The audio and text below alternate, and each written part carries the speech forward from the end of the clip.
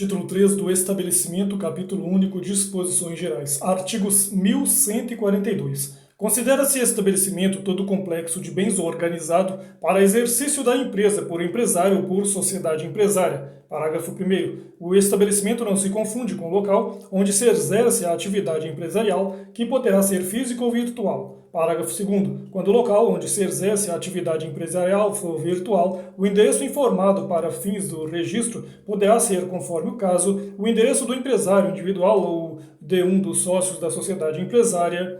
Parágrafo 3º. Quando o local onde se exerce a atividade empresarial for físico, a fixação do horário de funcionamento competirá ao município observada a regra geral prevista no inciso 2º do caput do artigo 3º da Lei nº 13.874, de 20 de setembro de 2019, artigo 1143. Pode o estabelecimento ser objeto unitário de direitos e de negócios jurídicos, translativos ou constitutivos, que sejam compatíveis com a sua natureza.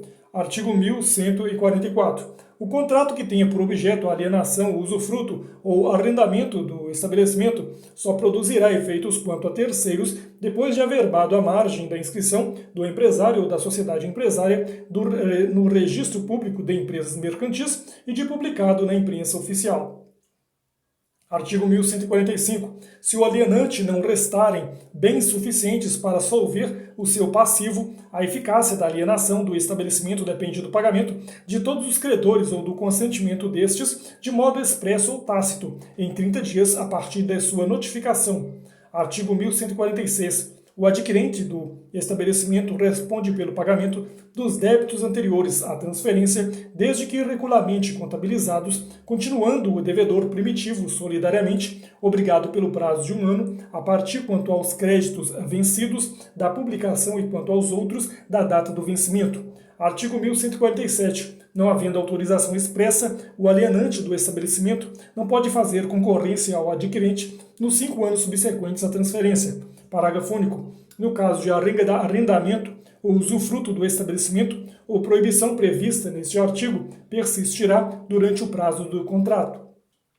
Artigo 1148. Salvo disposição em contrário, a transferência importa a subrogação do adquirente nos contratos estipulados para exploração do estabelecimento, se não tiverem caráter pessoal, podendo os terceiros rescindir o contrato em 90 dias, a contar da publicação da transferência, se ocorrer justa causa, ressalvada neste caso a responsabilidade do alienante. Artigo 1149. A cessão dos créditos referentes ao estabelecimento transferido produzirá efeito em relação aos respectivos devedores desde o momento da publicação da transferência, mas o devedor ficará exonerado se de boa fé pagar ao cedente. Título 4 dos Institutos Complementares, capítulo 1 do Registro. Artigo 1150. O empresário e a sociedade empresária vinculam-se ao Registro Público de Empresas Mercantis a cargo das juntas comerciais e a sociedade simples ao Registro Civil das pessoas jurídicas, o qual deverá obedecer às normas fixadas para aquele registro se a sociedade simples adotar um dos tipos de sociedade empresária. Artigo 1151. O registro dos atos sujeitos à formalidade exigida no artigo antecedente será requerido pela pessoa obrigada em lei e, no caso de omissão ou demora, pelo sócio ou qualquer interessado.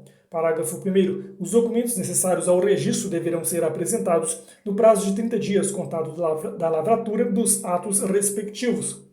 Parágrafo 2º. Requerido além do prazo previsto neste artigo, o registro somente produzirá efeito a partir da data da sua concessão. Parágrafo 3º. As pessoas obrigadas a requerer o registro responderão por perdas e danos em caso de omissão ou demora. Artigo 1152. Cabe ao órgão incumbido do registro verificar a regularidade das publicações determinadas em lei, de acordo com o disposto nos parágrafos deste artigo. Parágrafo 1º. Salvo exceção expressa, as publicações ordenadas neste livro serão feitas no órgão oficial da União ou do Estado, conforme o local da sede do empresário ou da sociedade e em jornal de grande circulação. Parágrafo 2º. As publicações das sociedades estrangeiras serão feitas nos órgãos oficiais da União e do Estado onde tiverem sucursais, filiais ou agências. Parágrafo 3º. O anúncio de convocação da Assembleia de Sócios será publicado por 3 vezes ao menos, devendo mediar entre a data da primeira inserção e da realização da Assembleia o prazo mínimo de 8 dias para a primeira convocação e de 5 dias para as posteriores. Artigo 1153. Cumpre a autoridade competente, antes de efetivar o registro, verificar a autenticidade e a legitimidade do signatário do requerimento, bem como fiscalizar a observância das prescrições legais concernentes ao ato aos documentos apresentados. Parágrafo único. Das irregularidades encontradas deve ser notificado o requerente que, se for o caso, poderá saná-las obedecendo às formalidades da lei. Artigo 1154. O ato sujeito a registro, ressalvadas as disposições especiais da lei, não pode, antes do cumprimento das respectivas formalidades, ser oposto a terceiro, salvo prova de que este o conhecia. Parágrafo único. O terceiro não pode alegar ignorância desde que cumpridas as referidas formalidades. Capítulo 2 do nome empresarial. Artigo 1155. Considera-se o nome empresarial a firma ou a denominação adotada de conformidade com este capítulo para o exercício da empresa. Parágrafo único. Equipara-se ao nome empresarial, para os efeitos de proteção da lei, a denominação das sociedades simples, associações e fundações. Artigo 1156. O empresário opera sob firma constituída por seu nome completo ou abreviado, aditando-lhe, se quiser, designação mais precisa de sua pessoa ou do gênero de atividade. Artigo 1157. A sociedade em que houver sócios de responsabilidade limitada operará sob firma, na qual somente os nomes daqueles poderão figurar, bastando para formá-la aditar ao nome de um deles a expressão e companhia ou sua abreviatura. Parágrafo único. Ficam solidária e limitadamente responsáveis pelas obrigações contraídas sob a firma social aqueles que, por seus nomes, figurarem na firma da sociedade de que trata este artigo. Artigo 1158. Pode a sociedade limitada adotar firma ou denominação integradas pela palavra final limitada ou a sua abreviatura. Parágrafo 1º. A firma será composta com o seu nome de um ou mais sócios, desde que pessoas físicas de modo indicativo da relação social. Parágrafo 2º. A denominação deve designar o objeto da sociedade, sendo permitido nela figurar o nome de um ou mais sócios. Parágrafo 3º. A omissão da palavra limitada determina a responsabilidade solidária e limitada dos administradores que assim empregarem a firma ou a denominação da sociedade. Artigo 1159. A sociedade cooperativa funciona sob denominação integrada pelo vocábulo cooperativa. Artigo 1160. A sociedade anônima opera sob denominação integrada pelas expressões sociedade anônima ou companhia, por extenso ou abreviadamente, facultada a designação do objeto social. Parágrafo único. Pode constar da denominação o nome do fundador, acionista ou pessoa que haja concorrido para bom êxito da formação da empresa. Artigo 1161. A sociedade em comandita por ações pode, em lugar de firma, adotar denominação aditada da expressão comandita por ações, facultada a designação do objeto social. Artigo 1162. A sociedade em conta de participação não pode ter firma ou denominação. Artigo 1163. O nome do empresário deve distinguir-se de qualquer outro já inscrito no mesmo registro. Parágrafo único. Se o empresário tiver nome idêntico ao de outros já inscritos, deverá acrescentar designação que o distinga. Artigo 1164. O nome empresarial não pode ser objeto de alienação. Parágrafo único. O adquirente de estabelecimento por ato entre vivos pode, se o contrato o permitir, usar o nome do alienante precedido do seu próprio, com a qualificação de sucessor. Artigo 1165. O nome de sócio que vier a falecer, for excluído ou se retirar, não pode ser conservado na firma social. Artigo 1166. A inscrição do empresário ou dos atos constitutivos das pessoas jurídicas ou as respectivas averbações no registro próprio asseguram ao uso exclusivo do nome nos limites do respectivo Estado. Parágrafo único. O uso previsto neste artigo estender-se-á a todo o território nacional se registrado na forma da lei especial. Artigo 1167. Cabe ao prejudicado, a qualquer tempo, ação para anular a inscrição do nome empresarial feita com violação da lei ou do contrato. Artigo 1168. A inscrição do nome empresarial será cancelada a requerimento de qualquer interessado quando cessar o exercício da atividade para que foi adotado ou quando ultimar-se a liquidação da sociedade que o inscreveu. Capítulo 3 dos prepostos, seção 1, disposições gerais. Artigo 1169. O preposto não pode, sem autorização escrita, fazer-se substituir no desempenho da proposição, sob pena de responder pessoalmente pelos atos do substituto e pelas obrigações por ele contraídas. Artigo 1170. O preposto, salvo a autorização expressa, não pode negociar por conta própria ou de terceiro, nem participar, embora indiretamente, de operação do mesmo gênero, dali que lhe foi cometida sob pena de responder por perdas e danos e de serem retidos pelo preponente os lucros da operação. Artigo 1171. Considera-se perfeita a entrega de papéis, bens ou valores ao preposto, encarregado pelo preponente, se os recebeu sem protesto, salvo nos casos em que haja prazo para reclamação. Seção 2 do gerente. Artigo 1172. Considera-se gerente o preposto permanente no exercício da empresa, na sede desta ou em sucursal, filial ou agência. Artigo 1173. Quando a lei não exigir poderes especiais, considera-se o gerente autorizado a participar todos os atos necessários ao exercício dos poderes que lhe foram outorgados. Parágrafo único. Na falta de estipulação e diversa, consideram-se solidários os poderes conferidos a dois ou mais gerentes. Artigo 1174. As limitações contidas na outorga de poderes para serem opostas a terceiros dependem do arquivamento e averbação do instrumento no Registro Público de Empresas Mercantis, salvo se provado serem conhecidas da pessoa que tratou com o gerente. Parágrafo único. Para o mesmo efeito, com idêntica ressalva, deve a modificação ou revogação do mandato ser arquivada e averbada no Registro Público de Empresas Mercantis. Artigo 1175. O preponente responde com o gerente pelos atos que este pratique em seu próprio nome, mas à conta daquele. Artigo 1176. O gerente pode estar em juízo em nome do preponente pelas obrigações resultantes do exercício à sua função. Seção 3 da contabilista e outros auxiliares. Artigo 1177. Os assentos lançados nos livros ou fichas do preponente, por qualquer dos prepostos encarregados de sua escrituração, produzem, salvo se houver procedido de má-fé, os mesmos efeitos como se o fossem por aquele. Parágrafo único. No exercício de suas funções, os prepostos são pessoalmente responsáveis perante os proponentes pelos atos culposos e perante terceiros solidariamente com o proponente pelos atos dolosos. Artigo 1178. Os preponentes são responsáveis pelos atos de quaisquer prepostos praticados nos seus estabelecimentos e relativos à atividade da empresa, ainda que não autorizados por escrito. Parágrafo único. Quando tais atos forem praticados fora do estabelecimento, somente obrigarão o preponente nos limites dos poderes conferidos por escrito, cujo instrumento pode ser suprido pela certidão ou cópia autêntica do seu teor. Capítulo 4 da escrituração, artigo 1179. O empresário e a sociedade empresária são obrigados a seguir um sistema de contabilidade, mecanizado ou não com base na estruturação uniforme de seus livros, em correspondência com a documentação respectiva, e a levantar anualmente o balanço patrimonial e o de resultado econômico. Parágrafo 1º. Salvo disposto no artigo 1180, o número e a espécie de livros ficam a critério dos interessados. Parágrafo 2º. É dispensado das exigências deste artigo o pequeno empresário a que se refere o artigo 970. Artigo 1180. Além dos demais livros exigidos por lei, é indispensável o diário que pode ser substituído por fichas no caso da escrituração mecanizada ou eletrônica.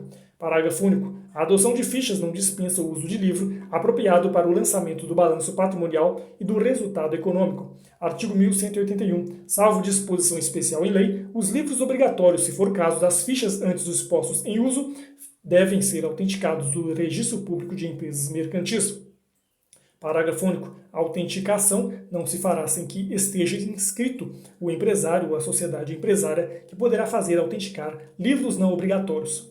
Artigo 1182. Sem prejuízo do disposto no artigo 1174, a escrituração ficará sob a responsabilidade do contabilista legalmente habilitado, salvo se nenhum houver na localidade.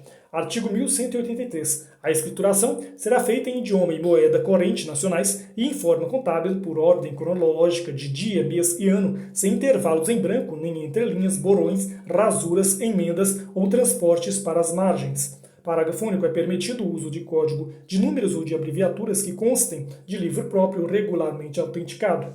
Artigo 1184. No diário serão lançadas, com individuação, clareza e caracterização do documento respectivo, dia a dia, por escrita direta ou reprodução, todas as operações relativas ao exercício da empresa. Parágrafo 1º. Admite-se a escrituração resumida do diário, com totais que não excedam um período de 30 dias, relativamente a contas cujas operações sejam numerosas ou realizadas fora da sede do estabelecimento, desde que utilizados livros auxiliares regularmente autenticados para registro individualizado e conservados documentos que permitam a sua perfeita verificação. Parágrafo 2º. Serão lançados no diário o balanço patrimonial e de um resultado econômico, devendo ambos ser assinados por técnico de ciências contábeis legalmente habilitado ou pelo empresário ou sociedade empresária. Artigo 1185. O empresário ou sociedade empresária que adotar o sistema de fichas de lançamentos poderá substituir o livro diário pelo livro balancetes, diários e balanços, observadas as mesmas formalidades extrínsecas exigidas para aquele. Artigo 1186. O livro balancetes, diários e balanços será escriturado de modo que registre, inciso 1, a posição diária de cada uma das contas ou títulos contábeis pelo respectivo saldo em forma de balancete diários. Inciso 2. O balanço patrimonial e de um resultado econômico no encerramento do exercício. Artigo 1187. Na coleta dos elementos para o inventário serão observados os critérios de avaliação a seguir determinados. Inciso 1. Os bens destinados à exploração da atividade serão avaliados pelo custo de aquisição, devendo na avaliação dos que se desgastam ou depreciam com o uso, pela ação do tempo ou outros fatores atender-se à desvalorização respectiva, criando-se fundos de amortização para assegurar-lhes a substituição ou a conservação do valor. Inciso 2. Os valores mobiliários, matéria-prima, bens destinados à alienação ou que constituem produtos ou artigos da indústria ou comércio da empresa podem ser estimados pelo custo de aquisição ou de fabricação ou pelo preço corrente, sempre que este for inferior ao preço de custo, e quando o preço corrente ou venal estiver acima do valor do custo de aquisição ou fabricação e os bens forem avaliados pelo preço corrente, a diferença entre este e o preço de custo não será levada em conta para a distribuição de lucros, nem para as percentagens referentes a fundos de reserva. Inciso 3. O valor das ações e dos títulos de renda fixa pode ser determinado com base na respectiva cotação da Bolsa de Valores, os não contados e as participações não acionárias serão considerados pelo seu valor de aquisição. Inciso 4. Os créditos serão considerados de conformidade com o presumível valor de realização, não se levando em conta os prescritos ou de difícil liquidação, salvo se houver, quanto aos últimos, previsão equivalente. Parágrafo único. Entre os valores do ativo podem figurar, desde que se preceda anualmente, a sua amortização. Inciso 1. As despesas de instalação da sociedade até o limite correspondente a 10% do capital social. Inciso 2. Os juros pagos aos acionistas da sociedade anônima no período antecedente ao início das operações sociais, a taxa não superior a 12% ao ano, fixada no Estatuto. Inciso 3. A quantia efetivamente paga a título de aviamento de estabelecimento adquirido pelo empresário ou sociedade. Artigo 1188. O balanço patrimonial deverá exprimir com fidelidade e clareza a situação real da empresa e, atendidas as peculiaridades desta, bem como as disposições das leis especiais, indicará distintamente o ativo e o passivo. Parágrafo único. Lei especial disporá sobre as informações que acompanharão o balanço patrimonial em casos de sociedades coligadas. Artigo 1189. O balanço de resultado econômico ou demonstração da conta de lucros e perdas acompanhará o balanço patrimonial e dele constarão crédito e débito na forma de lei especial. Artigo 1190. Ressalvados os casos previstos em lei, nenhuma autoridade, juiz ou tribunal, sob qualquer pretexto, poderá fazer ou ordenar diligência para verificar se o empresário ou sociedade empresária observam ou não em seus livros e fichas as formalidades prescritas em lei. Artigo 1191. O juiz só poderá autorizar a exibição integral dos livros e papéis da escrituração quando necessária para resolver questões relativas à sucessão, comunhão ou sociedade, administração ou gestão à conta de outrem ou em caso de falência. Parágrafo 1º. O juiz ou tribunal que conhecer de medida cautelar ou de ação pode, a requerimento ou de ofício, ordenar que os livros de qualquer das partes ou de ambas sejam examinados na presença do empresário ou de sociedade empresária a que pertencerem ou de pessoas por estes nomeadas, para deles se extrair o que interessar a questão. Parágrafo 2º. Achando-se os livros em outra jurisdição, nela se fará o exame perante o respectivo juiz. Artigo 1192. Recusada a apresentação dos livros, nos casos do artigo antecedente, serão apreendidos judicialmente no seu parágrafo 1º, ter-se-á como verdadeiro o alegado pela parte contrária para que se provar pelos livros. Parágrafo único. A confissão resultante da recusa pode ser elidida por prova documental em contrário. Artigo 1193. As restrições estabelecidas neste capítulo ao exame da escrituração, em parte ou por inteiro, não se aplicam às autoridades fazendárias no exercício da fiscalização do pagamento de impostos nos termos estritos das respectivas leis especiais. Artigo 1194. O empresário e a sociedade empresária são obrigados a conservar em boa guarda toda a escrituração, correspondência e mais papéis concernentes à sua atividade, enquanto não ocorrer prescrição ou decadência do tocante aos atos nele consignados. Artigo 1195. As disposições deste capítulo aplicam-se às sucursais, filiais ou agências do Brasil do empresário ou sociedade com sede em país estrangeiro. Livro 3 do Direito das Coisas, título 1 da posse, capítulo 1 da posse e sua classificação. Artigo 1196. Considera-se possuidor todo aquele que tem, de fato, o exercício pleno ou não de algum dos poderes inerentes à propriedade. Artigo 1197. A posse direta de pessoa que tem coisa em seu poder, temporariamente em virtude de direito pessoal ou real, não anula a indireta de quem aquela foi havida, podendo o possuidor direto defender a sua posse contra o indireto. Artigo 1198. Considera-se detentor aquele que, achando-se em relação de dependência para com outro, conserva a posse em nome deste e em cumprimento de ordens ou instruções suas. Parágrafo único. Aquele que começou a comportar-se do modo como prescreve este artigo em relação ao bem ou a outra pessoa, presume-se detentor até que prove o contrário. Artigo 1199. Se duas ou mais pessoas possuírem coisa indivisa, poderá cada uma exercer sobre ela atos possessórios, contanto que não excluam os dos outros compossuidores. Artigo 1200. É justa a posse que não for violenta, clandestina ou precária. Artigo 1201. É de boa-fé a posse se o possuidor ignora o vício ou obstáculo que impede a aquisição da coisa. Parágrafo único. O possuidor, com justo título que tem por si a presunção de boa-fé, salvo prova em contrário, quando a lei expressamente não admite esta presunção. Artigo 1202. A posse de boa-fé só perde este caráter no caso desde o momento em que as circunstâncias façam presumir que o possuidor não ignora que possui indevidamente. Artigo 1203. Salvo prova em contrário, entende-se manter a posse o mesmo caráter com que foi adquirida. Capítulo 2 da aquisição da posse. Artigo 1204. Adquire-se a posse desde o momento em que se torna possível o exercício em nome próprio de qualquer dos poderes inerentes à propriedade. Artigo 1205. A posse pode ser adquirida, inciso 1, pela própria pessoa que a pretende ou por seu representante, inciso 2, por terceiro sem mandato, dependendo de ratificação. Artigo 1206. A posse transmite-se aos herdeiros ou legatários do possuidor com os mesmos caracteres. Artigo 1207. O sucessor universal continua de direito à posse do seu antecessor e ao sucessor singular é facultado unir a sua posse à do antecessor para os efeitos legais. Artigo 1208. Não induzem posse os atos de mera permissão ou tolerância, assim como não autorizam a sua aquisição os atos violentos ou clandestinos, senão depois de cessar a violência ou a clandestinidade. Artigo 1209. A posse do imóvel faz presumir, até prova contrária, as das coisas móveis que nele estiverem.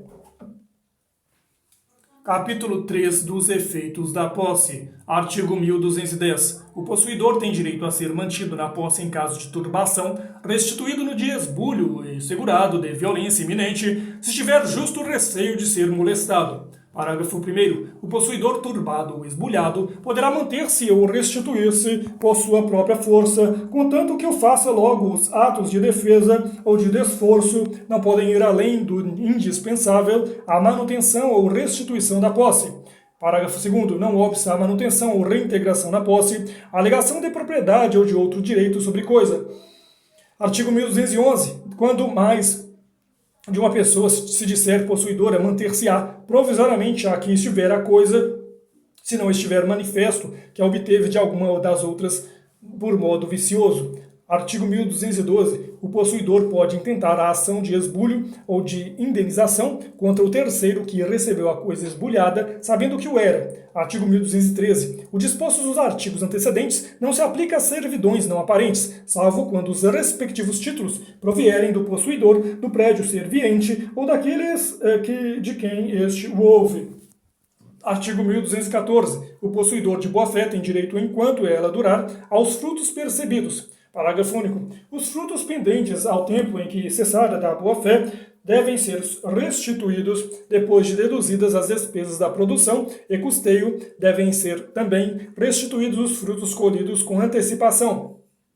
Artigo 1215. Os frutos naturais e industriais reputam-se colhidos e percebidos, logo que são separados, os civis reputam-se percebidos dia por dia. Artigo 1216. O possuidor de má-fé responde por todos os frutos colhidos e percebidos, bem como pelos que, por culpa sua, deixou de perceber, desde o momento em que se constituiu de má-fé, tem direito às despesas da produção e custeio. Artigo 1217. O possuidor de boa-fé não responde pela perda ou deterioração da coisa que não der causa. Artigo 1218. O possuidor de má-fé responde pela perda ou deterioração da coisa, ainda que acidentais, salvo se provar que, de igual modo, se teriam dado, estando ela na posse do reivindicante.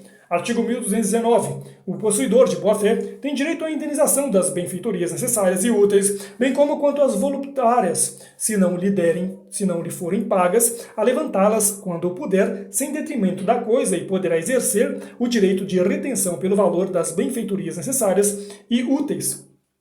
Artigo 1220. Ao possuidor de má-fé serão ressarcidas somente as benfeitorias necessárias, que não lhe assiste o direito de retenção pela importância destas, nem o de levantar as voluptuárias. Artigo 1221. As benfeitorias compensam-se com os danos e só obrigam ao ressarcimento se ao tempo de evicção ainda existirem. Artigo 1222. O reivindicante obrigado a indenizar as benfeitorias e ao possuidor de má-fé tem o direito de optar entre o seu valor atual e o seu custo. Ao possuidor de boa-fé indenizará pelo valor atual.